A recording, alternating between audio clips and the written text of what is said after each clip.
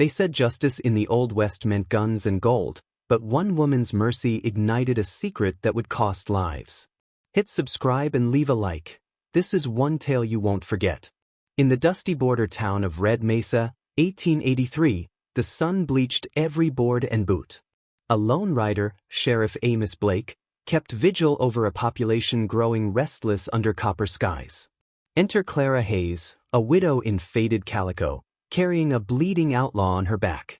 His tunic torn, war paint fading into sweat, he begged for refuge from men who hunted him like vermin. The barn's wooden walls echoed hoofbeats, blood dripped onto straw. Clara's silhouette against lantern light spoke of Old West, cowboys, and stories with emotion and suspense. No soul stirred, until mercy broke the silence. But harboring a fugitive in Red Mesa was more than breaking the law. It was lighting the fuse of a deadly conspiracy. Clara nursed the outlaw by the flicker of lantern glow. He whispered of hidden shipments of weapons flowing into Red Mesa, guns that bore the governor's seal. Each word tasted of betrayal against the very law Clara's late husband died defending. Sheriff Blake arrived, revolver drawn, every sense alive to the blood on Clara's hands. She met his steely gaze and confessed, "I saved him because no one else would." His jaw clenched, duty screamed betrayal, but something in her eyes held truth. Overnight, whispers spread, "She's consorting with traitors."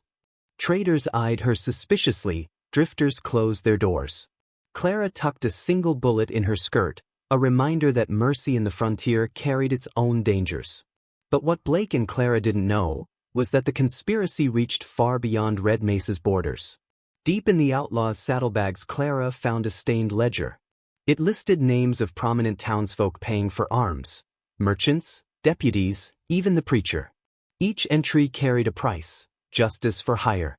They rode at dawn to the blacksmith's shop, ledger in hand. Sparks flew as Blake confronted old Tom Briscoe, whose vice-grip handshake concealed a serpent smile. "You're naming saints as sinners," Briscoe spat. Clara pressed the pages under Tom's nose. "Your name's here, 20 rifles delivered last week." He staggered, guilt flashing. Outside, townspeople gathered, their curiosity like tinder ready to blaze. But before accusations could fly, a bullet shattered the window, splintering wood and hope alike. That evening, masked men rode through Red Mesa's main street, guns leveled at Blake and Clara. They demanded the ledger or blood. In the amber glow of lanterns, Clara stood her ground. Sheriff Blake fired his revolver overhead, one thunderclap in a town unaccustomed to defiance. Shopkeepers scrambled, barrels rolled, and horses bolted. The ambushers hesitated, uncertainty marking their cotton masks. Clara darted inside an alley, the ledger clutched tight. A single shot rang out. Blake fell, his hand pressed to a crimson stain on his chest. Panic threatened, but Clara's resolve hardened like steel in the forge. Yet escaping Red Mesa with proof would mean crossing a desert where no lawman dared follow. Clara led Blake into an abandoned chapel atop a red mesa. Stained glass shards caught moonlight, painting blood-tinted patterns. She bound his wound with a scrap of calico, her heart pounding like war drums. Within those sacred ruins, Clara whispered a promise, "I'll save you, and expose them all." Blake nodded, pain and pride warring in his gaze. Outside, coyotes howled a mournful chorus. The ledger lay on the altar, among cracked pews and dust.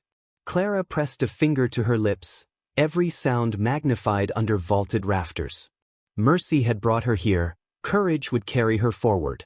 But as thunder rolled in distant hills, she realized the true conspiracy had set hunters on their trail. By moonlight, shadowy riders galloped across empty plains. Clara and a wounded Blake scrambled onto a stolen horse. Their breaths misted in cold desert air. Each hoofbeat echoed the promise of discovery or death. Behind them, torches bobbed like malicious fireflies. The masked riders closed in, their silhouettes grim. Blake groaned, fatigue claiming him, but Clara whipped the reins tighter. "Hold on," she muttered, voice laced with defiance. A rattlesnake's hiss froze them. Blake's horse reared, hurling them toward jagged rocks. Clara rolled free, landing hard, but the ledger flew safe into her arms.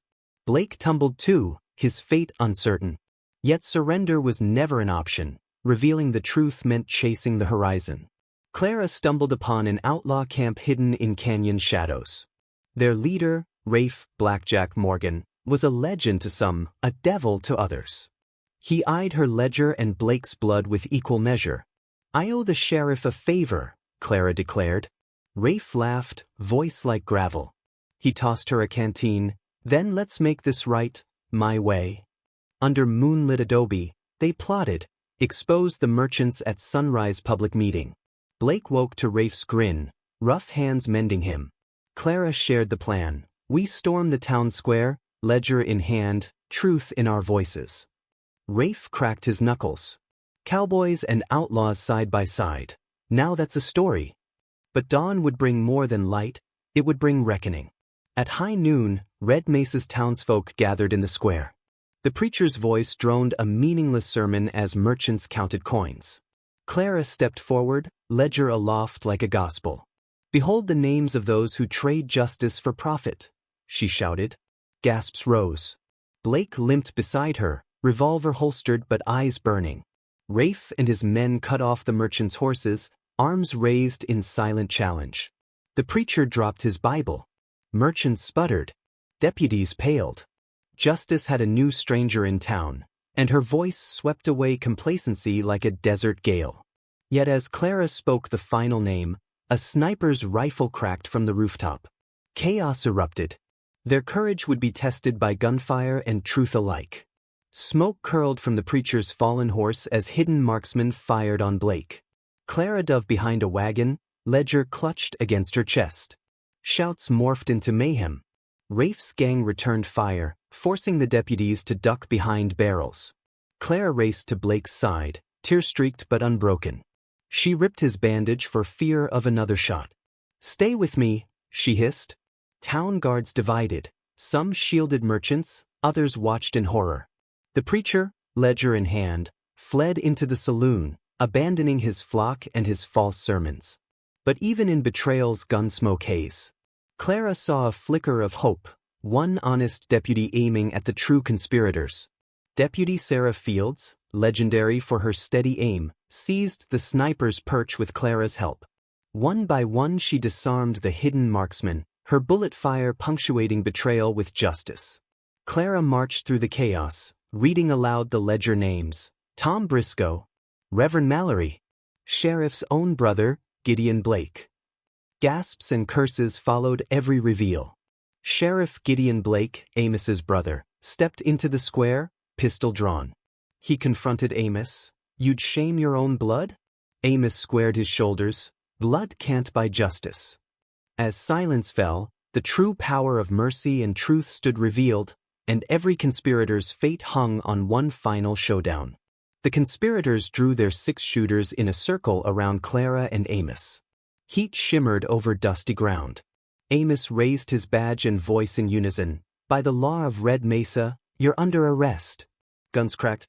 Clara Dove, Rafe's gang returned fire, and Amos sprinted toward Gideon. Revolvers thundered, dust roared skyward. In that moment, Clara lunged between her brother and Amos, ledger pressed to Gideon's chest. "Stop this bloodshed," she cried, tears tracing soot-streaked cheeks. "This book holds your guilt. Lay down your gun or lose your name forever." Gideon's hand shook, the barrel wavered. He lashed one last shot at Amos's boot, then collapsed, surrendering both revolver and pride. Order returned to Red Mesa. The merchants' conspiracies were exposed, trials began at first light, and the preacher's sermons fell silent. Rafe vanished into legend, leaving Clara and Amos to heal a town's wounds. Clara laid the ledger on the courthouse steps, justice served in ink and courage. Amos offered her the sheriff's badge. "Red Mesa needs a guardian." She shook her head with a sad smile. "Mercy needs no badge. Sometimes, breaking the law is the only way to uphold it." What choice would you make? Comment below and subscribe for more.